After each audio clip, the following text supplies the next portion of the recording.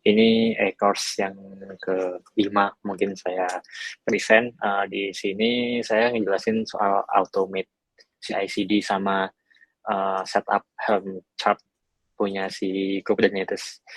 Nah, di sini apa itu CI/CD? Jadi CI/CD itu sendiri adalah kayak continuous integration and continuous development. Jadi sebuah apa ya? Sebuah best practice dalam modern software development untuk mempermudah kita dalam deployment. Nah, sedangkan CI sendiri ini artinya kayak frequently integrating code change into a shared repository, yaitu kayak kita integrasiin secara kita seringnya mengintegrasikan di sebuah code di dalam sebuah repository dan setiap integrasinya ini flow-nya sama. Nah, alangkah lebih baik di sini kita automate. Jadi begitu.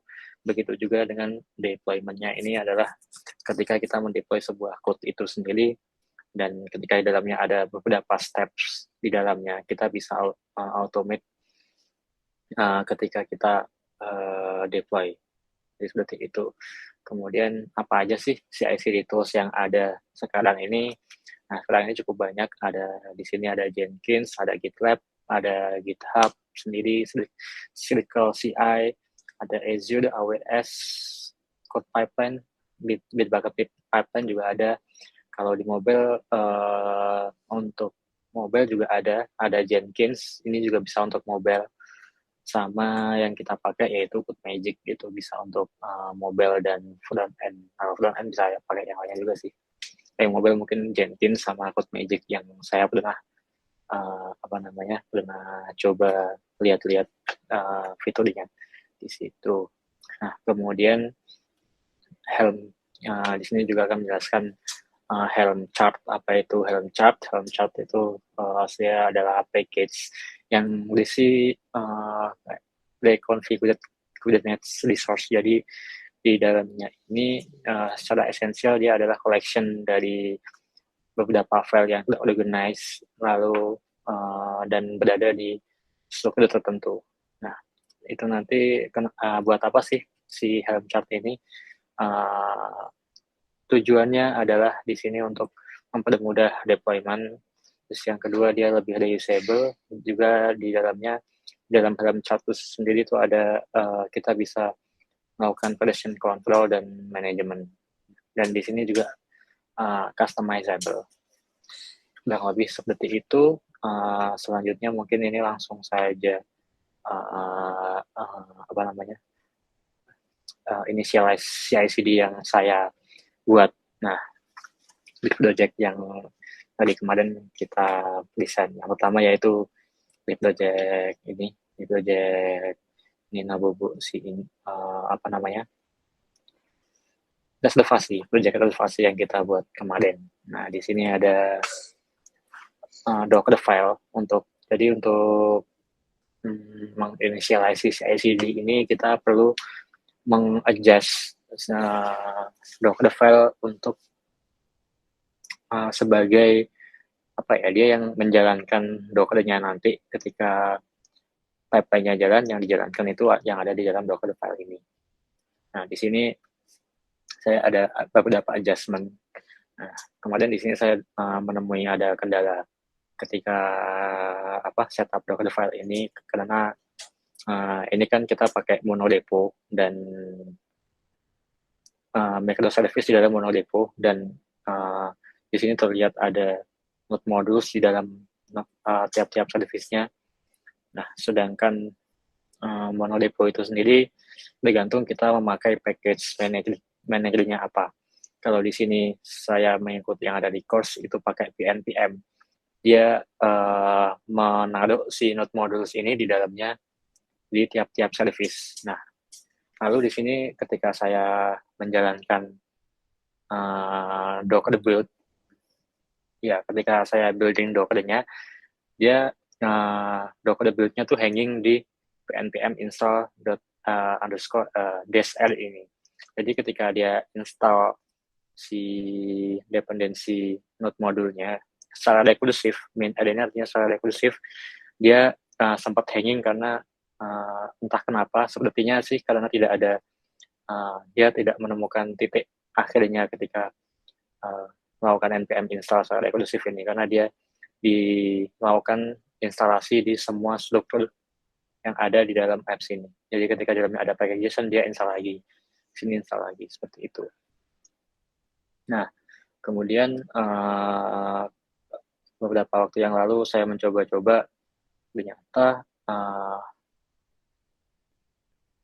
ketika saya jalankan secara lokal, itu di lokal saya itu jalan di sini seperti ini. Saya npm install eksklusif, lalu saya run build, itu jalan. Namun ketika dia ada di komen Docker, ketika di Docker build, dia hanging, dia nggak bisa berhenti, seperti itu. Lalu nanti akan saya, nah di project ini nanti saya akan menggunakan npm sebenarnya. Nanti akan saya tunjukkan lagi Docker file ketika saya menggunakan npm. Lalu lanjut. Nah, ini adalah Cloud Build. Nah, di sini karena kita CI/CD-nya menggunakan Google Cloud Build, jadi ini file YAML yang kita deklarasikan untuk menjalankan perintah di CI/CD-nya si Cloud Build ini. Di sini kita bisa memasukkan seperti ini, kita kasih name-nya sebagai gcl.cloudbuild-dockers. Ini bawaannya si Cloud Build, lalu ini adalah Docker command-nya, seperti Docker build, -t, lalu ini ada region dan URL-nya, terus ini -f, terus kita specify si Docker file-nya. Lalu ini ini artinya adalah directory yang mau kita naikkan ke si artifact registry si reservation ini. Begitu juga dengan service lain. Ini adalah perintah untuk nge-build, lalu di sini ada perintah untuk nge-push untuk menaikkan ke artifact registry-nya. Nah, ini juga di bawah-bawahnya ini ada untuk yang service lain, ini ada service out, ada service notification, dan seterusnya. Ada payment dan ya ada payment sih, ada 4 service kurang lebih. Lalu selanjutnya, nah ini ketika kita jalankan perintah Docker Compose untuk nge-build si service-nya secara global, secara monorepo. Jadi keempat-empatnya jalan. Nah, di sini kita lihat ini ada ketika notification development ini, ketika jalan npm install recursive, dia selama 1400 detik dia hanging, dia nggak mau berhenti. Begitu. Nah, kemudian ini setelah saya adjust pakai npm. Jadi di sini cukup pakai npm, di sini pakai cloud-nya juga pakai cloud-nya npm. Cukup seperti ini untuk settingan recursive di npm, namun kita perlu nambahin workspace di package.json ini untuk menandakan di dalam apps ini ada package.json, ada service lagi yang perlu diinstal. Nah, seperti itu. Nah, setelah saya ganti menjadi pakai npm dengan workspace di sini, dia ketika saya menjalankan Docker Compose build, dia bisa jalan dan selesai. Dan bahkan nggak sampai 500 detik. Itu, seperti itu. Lalu kemudian kita setup si CI/CD di Cloud Build-nya. Nah, di sini hampir sama seperti kayak kita setup di Google Cloud yang lain. Kita tinggal cari Cloud Build, lalu kita enable, kemudian kita setup build trigger-nya. Ini kita masukkan namanya, saya bikin push, kemudian lalu kita masukkan repository-nya di bawah ini. Oh, ini event ini juga kita bisa setup ya, kita mau trigger berdasarkan branch atau tag, atau berdasarkan pull request, atau bisa juga pakai manual invocation atau pub/sub atau webhook juga. Nah, di sini saya memilih untuk pakai push to branch. Jadi ketika ada push di branch, maka ini akan ke trigger. Nah, yang kedua kita masukkan repository di sini. Di sini untuk memasukkan repository, tinggal kita masukkan aja connect new repository, lalu muncul sidebar atau side window di samping ini karena saya pakai Bitbucket, jadi saya memilih Bitbucket Cloud ini yang mirror meskipun beta karena memang saya pakai Bitbucket. Jadi seperti itu, kemudian tinggal saya klik continue. Kalau saya centang dulu, klik continue. Nah, lalu nanti akan membuka window baru untuk minta akses ke Bitbucket-nya. Minta akses dari GCP-nya ke Bitbucket. Lalu diklik dan akses saja, nanti udah langsung udah authenticate di sini. Nah, kemudian nanti di sini ada memilih depository yang mana. Di sini saya memilih yang saya bikin tadi, Ninabubu. Nah, di sini udah kepilih nih ke depository-nya. Setelah kepilih, ini configuration filenya tinggal saya pilih yang pakai cloud build configuration yang tadi saya bikin di Visual Studio Code-nya. Lalu ini lokasinya ini depository, ya, karena lebih kita pilih depository. Terus ini file location dari code build-nya saya masukkan di sini untuk directory-nya, saya namainnya tadi ya. Lalu tinggal di create, lalu maka dia bisa langsung connect ke depository Ninabubu ini. Kemudian di sini sudah langsung ada si directory-nya udah kebuat. Karena directory-nya udah kebuat, lalu ini saya coba push code dari lokal saya. Kemudian di sini langsung ada running ketika saya push ke main branch. Setelah itu di sini bisa dilihat juga detail si pipeline-nya itu sendiri. Nah, ini ketika sukses. Cukup ya standar ya 4 menit untuk jalannya pipeline. Ini. Kemudian selanjutnya setup Helm chart. Nah, untuk Helm chart setup ini kita pakai Docker. Kita pakai Kubernetes. Nah, untuk setup Kubernetes sendiri tinggal nyala. Nah, kita masuk ke Docker Desktop, kita masuk ke settings, kita pilih yang Kubernetes ini, lalu di sini tinggal kita cek enable Kubernetes. Selain itu, kita juga perlu install yang namanya Minikube, package Minikube jika belum ada di lokal kita, seperti itu. Lalu selanjutnya ini ada perintah untuk menampilkan namespace kita apa aja. Jadi waktu saya tampilkan, ternyata ada banyak namespace yang ada di laptop saya, di PC saya. Ternyata ini punya server dari tadi belum sempat switch namespace, dia jadi muncul banyak namespace. Terus tadi saya coba switchnya nggak ada triknya. Jadi ini ketika saya get ports lagi, dia udah tinggal sedikit gitu. Nah, kemudian untuk setupnya kita pasang dulu Helm-nya diinstal dulu ke PC dengan install Helm, dia akan download dan install. Kemudian kita create Kubernetes di dalam repo kita, di dalam project kita. Ini ada Helm create nama directory untuk nyimpan deployment filenya. Kemudian nanti akan generate file seperti ini di dalam directory ini. Di dalam repo ini ada directory ini, lalu di dalamnya ada deployment filenya. Kemudian untuk membuat deployment filenya, ini ada perintah yang cukup panjang.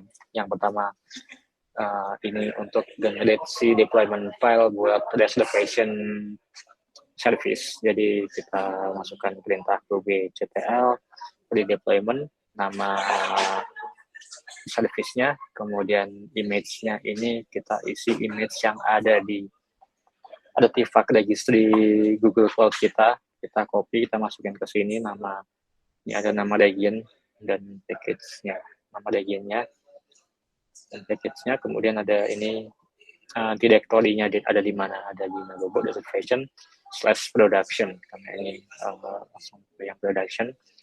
Kemudian ini diagram, lalu YAML, ini nama file yang akan di-generate, jadi namanya nanti akan ada deployment.yaml.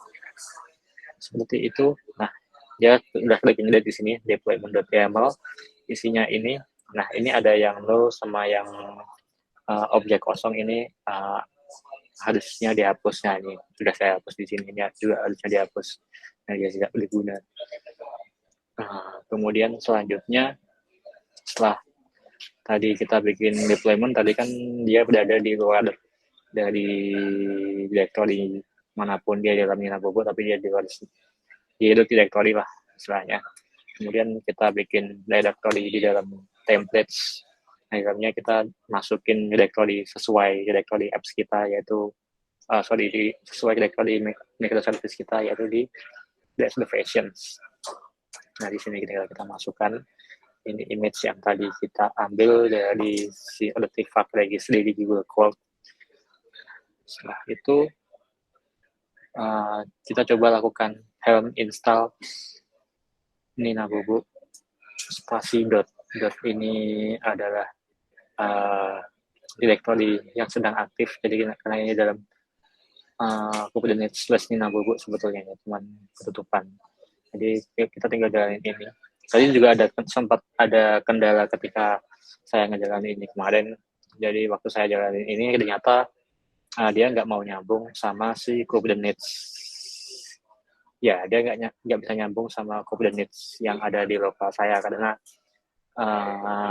yang lens Kube saya yang di lokal dia masih nyangkut yang di stagingnya super. Terus tadi udah saya tambahin namespace, lalu saya bikin namespace baru buat ini buat Nina Bobo ini di lokal saya pakai mini Kube, jadi dia bisa langsung ke deploy ke mini Kube tadi, namespace mini Kube yang saya buat. Terus setelah kita install, kita coba fetch hasilnya dengan perintah kubectl get pods. Jadi ini pods yang berhasil dibuat, tapi ini statusnya error image pool. Namun setelah kita cek dengan kubectl describe pods, dia kenapa sih sebetulnya failnya? Nah, di sini tuh kalau nggak salah tadi ketika di GUI-nya, di lens-nya itu error-nya adalah karena dia nggak bisa nggak bisa koneksi database kita. Jadi seperti yang dulu ketika saya buka di lens-nya super staging, ketika database mati maka akan muncul error yang sama seperti ini.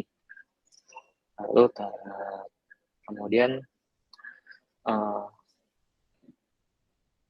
di sini juga dia gagal untuk nge-pull image dari reservation yang ada di Google Cloud Artifact Registry. Nah, lalu di sini tadi saya coba pull, di sini harusnya bisa. Setelah saya pull seperti ini. Nah, kemudian kalau yang di sini tadi karena dia gagal pull karena dia belum ada key-nya. Key-nya yang dari credential service account di Google Cloud. Jadi kita perlu bikin credential dulu di Google Cloud. Jadi kita bikin credential. Lalu ketika diklik kita pilih service account. Di sini kita pilih artifact image pool buat ketika kita mau nge-pull si service kita artifact image yang sebelumnya kita udah automate tadi untuk dimasukin ke Kube-nya. Nah, kemudian selanjutnya, kita pilih role-nya ini adalah artifact registry reader. Di sini udah, nanti akan terbuat satu service account seperti ini. Nah, ketika kita udah masuk ke service account-nya, kita generate sebuah key buat artifact-nya, kita klik add key, create new key, kemudian kita pilih yang JSON, terus kita klik create, nanti akan ngedownload si key itu sendiri. Nah, key itu tadi saya masukkan ke dalam directory-nya si repository saya. Nah, di sini ini adalah perintah buat create secret key Docker-nya agar dia bisa terconnect dengan Docker yang artifact registry yang ada di Google Cloud. Nah, untuk menyambungkannya pakai perintah ini, create secret key Lalu kita masukkan servernya di mana di Asia ini, kemudian username-nya, kemudian password-nya kita ambil dari file JSON yang tadi kita download dari service account Google Cloud-nya. Di sini email yang saya pakai. Nah, setelah kita eksekusi ini, maka ininya secret JSON key-nya udah create. Jadi setelah itu kita bisa jalankan, kita patch service account-nya. Jadi setelah kita patch, dia akan klik edit dan akan muncul message seperti ini, service account default patch.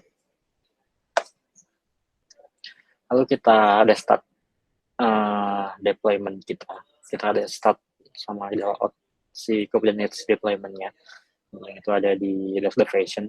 Jadi kita ada start, Google message sudah started. Lalu kita cek di Lens, dia sudah jalan, sudah running. Seperti ini di pods-nya. Lalu kemudian kita mengulangi langkah yang sama untuk beberapa microservice kita juga. Ini ada di out dengan perintah yang sama, karena tadi key-nya udah didapetin, di sini tinggal bikin deployment-nya aja. Jadi kayak create deployment payment, buat deployment notification sama out. Seperti itu.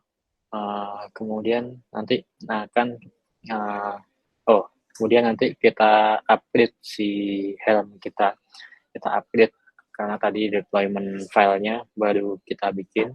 Nah, setelah di upgrade maka muncul kayak gini message ini, this is Shinobu has been upgrade. Nah, setelah itu kita coba get pods-nya. Nah, ini pods-nya udah kebentuk semua. Ini error-nya nanti akan saya tunjukkan. Oh, ternyata tidak ada. Nah, ini pods-nya udah kebentuk, namun masih ada error. Error-nya apa aja, nanti akan saya tunjukkan di sesi preview.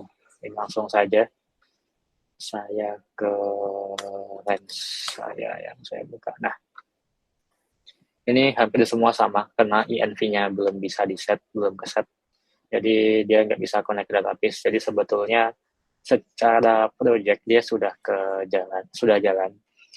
Dependensinya udah ke-install semua, udah ke-install, cuman dia gagal connect ke database. Karena kenapa gagal connect? Karena ini belum nge-set env, karena env itu sendiri masih akan dibahas di next e-course yang ngebahas soal MongoDB Atlas juga.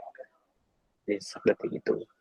Nanti akan juga setup database dan lain-lain akan di sana. Kurang lebih seperti ini untuk yang di QB. Kemudian untuk yang ada di CI/CD-nya itu ada di sini. Ya.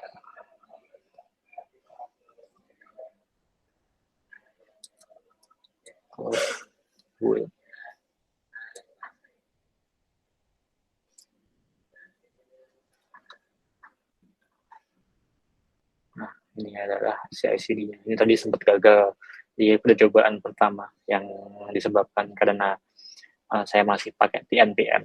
Terus kemudian saya ubah jadi npm, dia bisa sukses di sini. Kurang lebih seperti itu, Mas Salga.